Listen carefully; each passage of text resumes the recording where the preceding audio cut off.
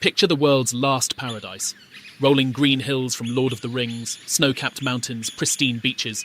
This is New Zealand, the safe haven everyone dreams about. For decades, this paradise island was the ultimate escape from the ugliness of the world. But paradise isn't for everyone anymore, only for those who can afford it. While ordinary New Zealanders are being priced out of paradise, someone else is being invited in. Because as I've said many times before, our government is unapologetically focused on growth, growth, growth. For too long, New Zealand has had the shutters up. There are billions of dollars in capital out there. That means a total investment of $1.8 billion of new money coming into the New Zealand economy. We must roll out the welcome mat. Growth, growth, growth. Life in New Zealand is getting tougher for regular people. Rent now takes more than 50% of many families' income. Food prices have risen 5% in the last year. Butter costs almost $9 and doesn't appear to be going down. And petrol costs $2.80 a litre, up from cheaper days. Wages? They've barely moved. Teachers were offered an insulting 1% pay rise in 2025, while MPs awarded themselves a 10% increase. Blue-collar workers like builders, truckies and factory hands are choosing between paying bills or feeding their kids. This isn't just bad luck. It's a pile-up of problems. Young folks can't dream of buying a home anymore, watching prices soar while their pay stays flat. According to Stats NZ, 71,200 Kiwis left, while only 24,900 returned.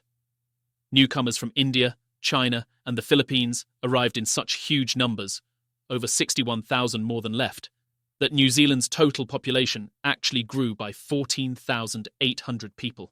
What this means, New Zealand is hemorrhaging its own people at a net loss of 46,300 while being filled up by foreigners. These issues compound. High costs push people out, leaving fewer workers to keep things running, which makes everything even more expensive. It's a vicious cycle, and without fixes like fairer wages or more affordable homes, more will leave. But get this. While Kiwis bail out, the government's busy luring in rich foreigners with easy deals. And in 2025, they cranked it up a notch. And there are two categories of that Active Investor Plus visa. The growth category, the balance category, 301 applicants for the Active Investor Plus visa. And if all of those applications are approved, that means a total investment of $1.8 billion of new money coming into the New Zealand economy. It kicked off in 2022 with New Zealand's Golden Visa, basically buy your way in. But the rich complained it was too pricey and picky. So in April 2025, the government made it ridiculously easy.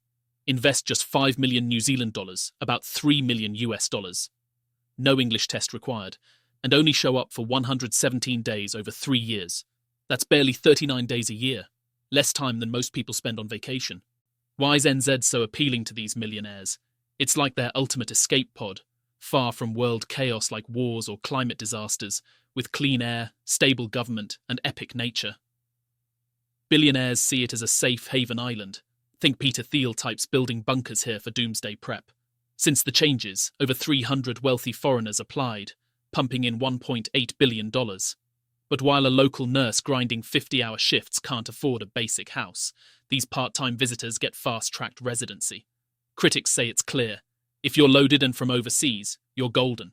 If you're a Kiwi slogging it out, tough luck. They will move assets offshore. They will build their companies elsewhere. They will buy bunkers in New Zealand. And all of that will reduce the tax base, and that will force the government to print more money because no one votes for the politician who says we need to spend less. If you can't afford a bunker in New Zealand, your future is going to be bleak. Along came September 2025, when the government ditched the last big protection for local homebuyers. For 7 years, a ban stopped most foreigners from buying New Zealand homes. It was the one shield keeping prices from going nuts. Families clung to it, hoping it'd give them a shot at owning someday. Then, on September 1st, 2025, Prime Minister Christopher Luxon flipped it. Now, golden visa holders can buy or build homes worth 5 million New Zealand dollars or more. Luxon says it only hits less than 1% of houses, but experts warn it ripples down, like a stone in a pond, pushing all prices up. A $4 million house jumps to $5 million to snag foreign cash, then everything below climbs too. Real estate agents are buzzing, with calls flooding in from overseas buyers. Housing groups slam it. This investment just makes homes pricier for Kiwis already stretched thin. It's not helping build more houses.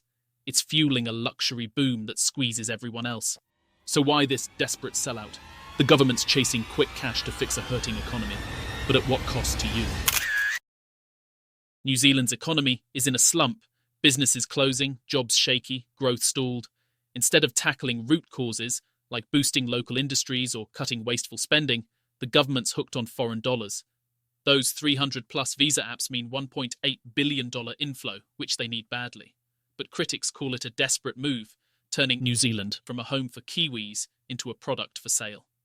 The immigration minister admitted, "One barrier for investors is buying a house, so we fixed it. Not your barriers, though, like high rents or low wages. Those stay." And why do the rich love NZ? It's their island escape, isolated from global messes, politically safe, with self-sufficiency in food and energy. Billionaires invest here as a backup plan against world troubles. But this cash chase ignores alternatives.